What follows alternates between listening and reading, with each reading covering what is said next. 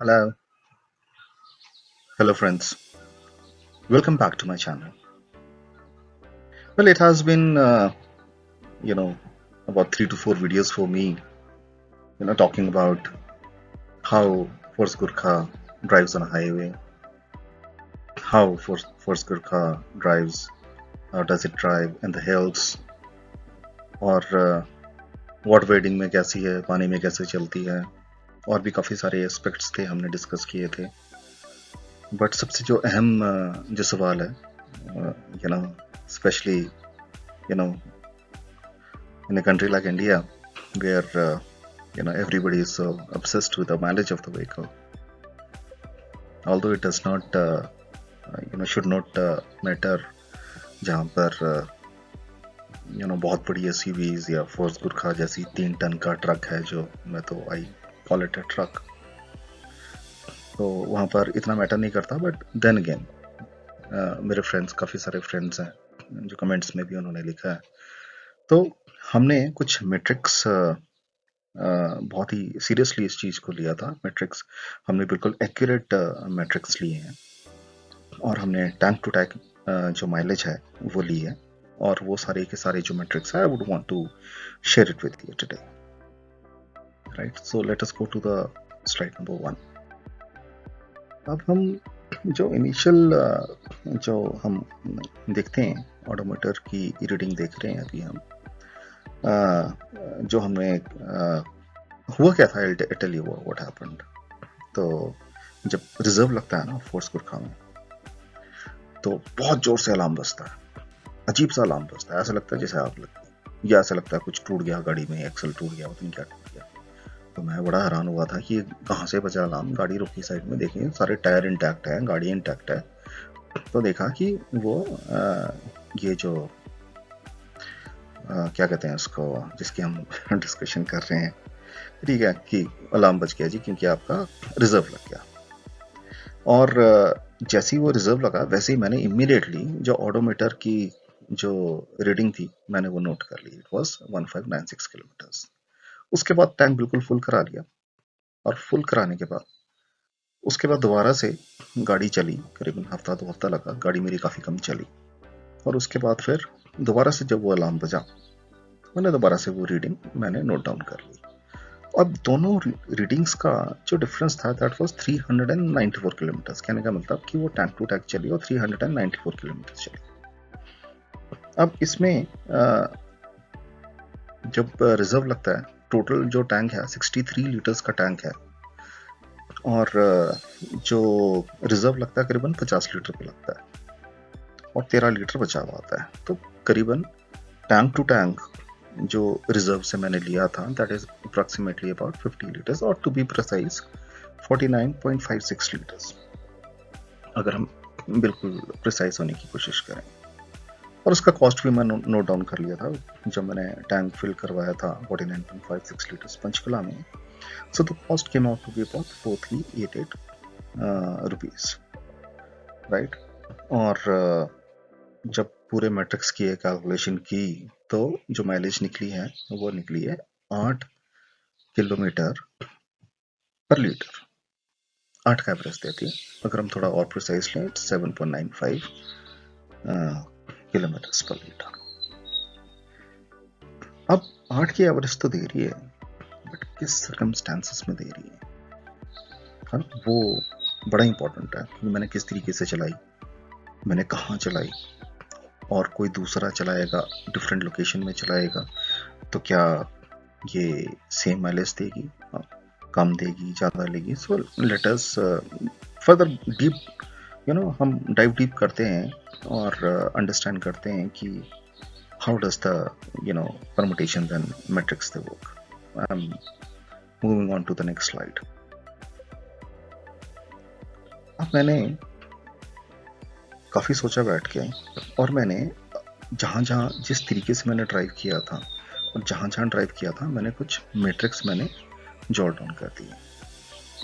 अब सिटी में, मोस्टली मैं सिटी में चला था, तो मेरी करीबन 30% ऑफ द ड्राइविंग थी वो सिटी के अंदर, पंचकुला सिटी में, जहाँ पर बहुत ज़्यादा ट्रैफिक भी नहीं होता, बहुत कम भी नहीं होता, बट आप खुल के गाड़ी नहीं चला सकते. और होता है ट्रैफिक। तो हाईवे ड्राइविंग बहुत ही कम रही। जब डे 1 पे निकला था और मैंने जब वीडियो बनाया था, जो फर्स्ट वीडियो बनाया था, तभी मैं हाईवे पे निकला था, उसके बाद निकला ही नहीं। और जब मैं हिमाचल जाता हूँ, मैं शिमला हाईवे पे जाता हूँ, तो पंचकुला से लेके परवाणू तक ही एक जो फ्लैट हाईवे होता है, और उसको भी हम हाईवे नहीं बोल सकते क्योंकि उसमें भी बहुत ज़्यादा ट्रैफिक होता है, कालका का लोकल ट्रैफिक होता है, तो उसमें भी स्टॉप एंड गो ही कई बार हो जाता है। बीच में जो काफ़ी स्ट्रेच ऐसे आते हैं कि जहाँ पर वो हाईवे की तरह लगता ही नहीं। सो दैट मीन्स कि मेरी हाईवे ड्राइविंग जो थी वो बेयर मिनिमम थी, तो दैट वाज अबाउट 10%। और जो मेरी मैक्सिमम ड्राइविंग हुई है वो हुई है हिल्स में। करीबन 60 to 70% भी हम बोल सकते हैं कि हिल्स में चला हूँ, जहाँ पर छोटी छोटी गलियाँ हैं, या अप हिल ड्राइविंग है, या लोअर हिल ड्राइविंग है जहाँ पर आपको हैवी गियर्स में जाना पड़ता है। तो ये सब कुछ हुआ। जहाँ तक की बात करते हैं हम ड्राइविंग स्टाइल की, कि जब मैंने ये टैंक टू टैंक शुरू किया था, उस टाइम ऑडोमीटर की रीडिंग अप्रॉक्सीमेटली 1600 किलोमीटर तक हो गई थी। तो वो रमा होने वाला जो सिस्टम था वो काफ़ी हद तक बेसिकली वो रमा हो रही थी, तो इसलिए मैंने भी थोड़ा सा इसको एग्रेसिवली ही चलाया। और मैंने कोई specially when you drive in the hills, अगर 3 टन की गाड़ी को आपको प्रोपेल करना है तो आपको थोड़ा सा तो फास्ट चलाना ही पड़ता है ना। तो that was one of the reasons why थोड़ा सा एग्रेसिव ही रहा है। और दूसरा बम्पर टू बम्पर रहता है, वहाँ पर तो क्या होता है कि वहाँ पर आपको पता ही है कि फर्स्ट में रहती है गाड़ी, एक्सीलेटर दबाने की जरूरत नहीं है बुरखा में, आप ब्रेक हटाओ चलेगी, बंद करेगी। तो so these are the various factors जो इन्फ्लुएंस जिन्होंने इन्फ्लुएंस किया था इसको, गाड़ी को, कि किस तरीके से ये जो माइलेज की मैं बात कर रहा हूँ 7.95 और 8 की जो माइलेज की हम बात कर रहे हैं, राइट। नेक्स्ट हम चलते हैं कि थोड़ा सा और कॉस्ट का एनालिसिस कर लेते हैं। और इसमें हम अगर हम कॉस्ट पर किलोमीटर देखें, जो मैट्रिक्स से हमने कैलकुलेट किया, तो इसमें पर किलोमीटर की जो रनिंग कॉस्ट आती है वो आती है करीबन 11 रुपये पर kilometre. Not bad for a 3 tonner truck 11 की जो कॉस्ट है, बट देन अगेन जहाँ मैटर करता है वहाँ करता है। कई बार शौक पूरे करने पड़ते हैं तो झेलना भी पड़ता है, राइट। लेट्स गो फर्दर और भी ज़्यादा एनालिसिस करते हैं। ये 8 किलोमीटर पर लीटर का क्या मतलब हुआ, क्यों हुआ। इसमें जो फ्यूल एफिशिएंसी की जो इनसाइट्स है उसके अंदर कुछ चीज़ें तो हम डिस्कस कर ही चुके हैं कि ड्राइविंग स्टाइल का जो इन्फ्लुएंस था। I told you that I was aggressive up hill, down hill में, दोनों में हैवी गियर्स चलते हैं तो फ़र्क पड़ जाता है माइलेज पे। टेरेन की अगर हम बात करते हैं तो maximum 70% was in the hills. अब हम कंपेयर करते हैं विद अदर व्हीकल्स। मैं इन पर्टिकुलर व्हीकल्स का इसलिए मेंशन किया क्योंकि मैंने खुद रखी हुई हैं व्हीकल्स, और मुझे एग्जैक्टली पता है कि माइलेज कितनी आती है पहाड़ों में, या ओवरऑल माइलेज कितनी आती है। तो अगर हम वॉक्सवैगन GTT SA की बात करें, 1200-1300 किलो की गाड़ी है, एंड 1.2 DSG इंजन था इसका। पहाड़ों में देती है 8 की, 7 या 8 की एवरेज। और क्योंकि ये स्पोर्ट्स कार है तो उसको चलाया भी वैसे ही जाता है, तो बट माइलेज उतनी ही देती है, 7-8 की माइलेज देती है। और बाई फार ये टाटा हेक्सा से भी कम माइलेज देती है पेट्रोल में, है ना, Volkswagen GT DSI। हाँ, बट इसको अगर आप तमीज से चलाओगे और बहुत रिलैक्स करके चलाओगे, जो कोई चलाता नहीं है कभी भी, तो ये 18-20 की एवरेज भी दे देती है। This is one of the most wonderful vehicles ever made by Volkswagen, और इंडिया में जो लॉन्च हुई हुई गाड़ी, one of the best vehicles. But जिसके भी हाथ में आती है वो एग्रेसिवली ही चलाता है इस गाड़ी को, तो 7-8 की एवरेज ही है पहाड़ों में। और ओवरऑल अगर हम एवरेज देखें तो 12-13 की एवरेज देती है, इससे ज़्यादा कभी दिया नहीं उसने। हाईवेज पे अगर आप बहुत तरीके से चलाओगे तो again it would be about 18-20 max. Tata Hexa overall करीबन अगर हाईवे पे चलाएंगे तो 12 की एवरेज है, पहाड़ों पे चलाएंगे तो 7 या 8 की एवरेज है, लोकल चलाएंगे तो 7 या 8 की एवरेज है, ये रेगुलर देती है। 2.4 टन्स की गाड़ी है जो मेरे पास है, वो ऑटोमेटिक है इसलिए हैवियर भी है, तो इतना ही उसका एवरेज है, और you can not do anything about it. Renault Duster की अगर हम बात करें, रेनो डस्टर वो भी 4x4 है, थोड़ा हैवियर है बाकी डस्टर से, 110 PS है, बट वो माइलेज बहुत बढ़िया देती है। हाईवे पे it gives about 20 plus, but अगर आप हिल्स पे चलाएं तो करीबन 12, अप हिल डाउन हिल 12 या 13 की एवरेज फिर भी देती है। This is a wonderful vehicle in terms of mileage, but वो छोटी भी बहुत है ना, कहाँ 1600 किलो, कहाँ 2600 किलो, 1000 किलो का फ़र्क है।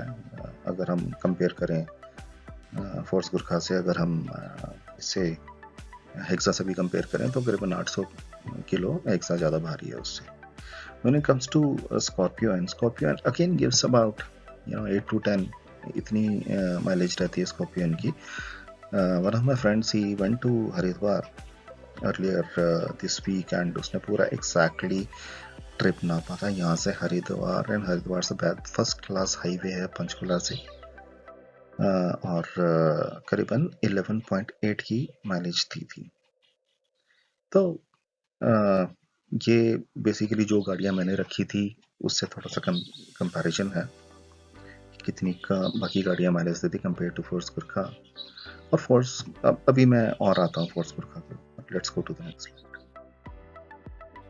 अब हम इंडस्ट्री स्टैंडर्ड देखें तो कुछ गाड़ियाँ तो मुझे पता ही था कि कितनी माइलेज देती हैं, और फिर मैंने इंटरनेट पे काफ़ी रिसर्च की थी कि एक एसयूवी होती है, जो बड़ी लार्ज एसयूवी होती है, उसका नॉर्मली कितना रहता है, जो कितना देती हैं वो पर लीटर, उनका माइलेज कितना रहता है। तो उसमें भी करीबन 9 to 11, तो 9 to 11 वो आया कि स्टैंडर्ड कंडीशंस में कोई कंडीशंस मेंशन नहीं थी, बट मोस्टली अगर आप हिल्स में ड्राइव करते हैं जैसे मैंने किया तो वो आपको 8 के आसपास की एवरेज आएगी, बट अगर आप हाईवेज पे जाते हैं तो गुरखा भी करीबन 11 या 12 की एवरेज देगी, आज के टाइम पे भी देगी। और अगर आप इसको इको मोड पे चलाते हैं, प्लेन्स पे चलाते हैं, तो प्रॉब्ली 15 की एवरेज भी दे देगी, क्योंकि इको मोड पे ये इंजन बिल्कुल ही चेंज हो जाता है। So this is my analysis, my personal analysis, क्योंकि मैंने इसको इको पे भी चला के देखा है बीच में, बट दैट वॉज मोमेंटरी।